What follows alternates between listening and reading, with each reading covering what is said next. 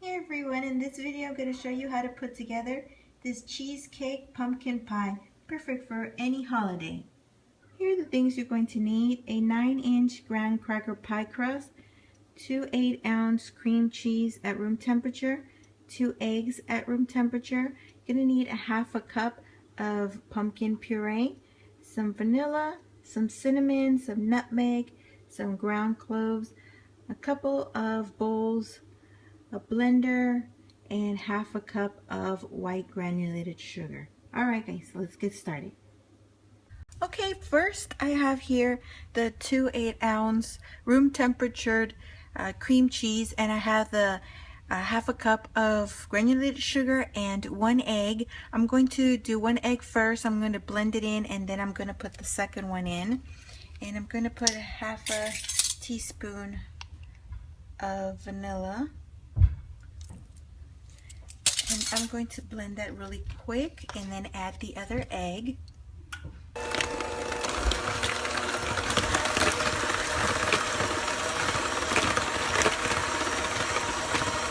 Okay, so I cracked in the other egg, so I'm going to blend that in.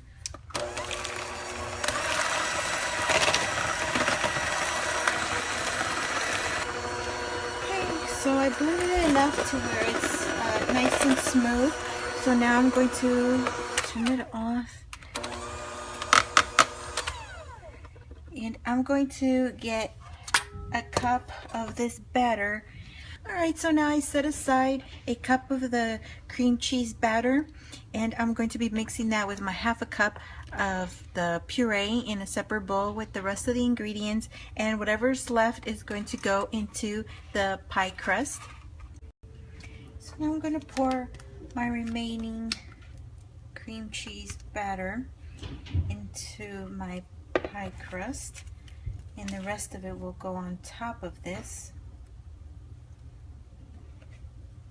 Since the cheesecake doesn't rise like a cake does, it looks like it's going to overflow when it cooks, but it doesn't really rise that much at all. So I'm going to leave that there.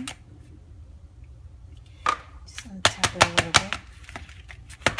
bit. Now I'm going to mix in the rest of the cream cheese batter with the half a cup of the pumpkin puree. I'm just going to mix this in. You don't have to blend it. So the nutmeg and the clove is just like a pinch, literally just like a pinch. To the clove as well. You see there, it's just a pinch. And because those are kind of strong, but the cinnamon I do add half a teaspoon. And I'm going to mix that in again.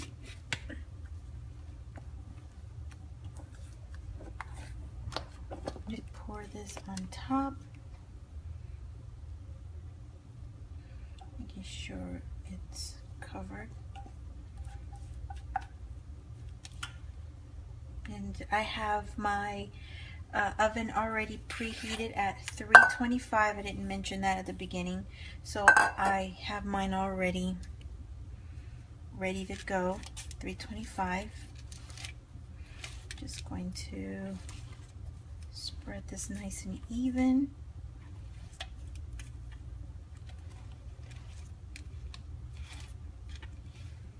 And I'm going to put it in the oven for about I'd say 40 minutes, 45 minutes, just enough to completely cook it through. And then once it's done, I'm gonna let it cool almost completely before I stick it in the fridge overnight. So it is around 8 o'clock. Alright guys, so it's been 20 minutes. It has another 25 minutes left. It's looking good so far. I did put it on a cookie sheet so it wouldn't sit directly on the wire rack. So you may want to get a cookie sheet to put it on there if you're going to make this. Alright, so it's been 45 minutes, so it is done. So what I did now is I left it in the oven with the door open, and I'm going to let it cool down inside of the oven.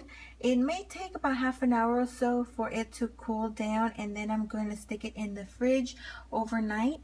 And if you do this during the daytime, leave it in the fridge for 3 or 4 hours, but I like to leave it overnight, and then in the morning it is ready. It's nice and chilled and set. Here is a slice, and as you see there, you can see the two different cheesecake mixture.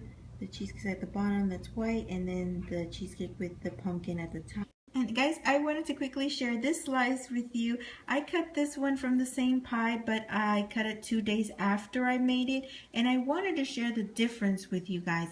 The other one, if you go back a few seconds ago, that one is like more creamier and puffier, and it is more light in color.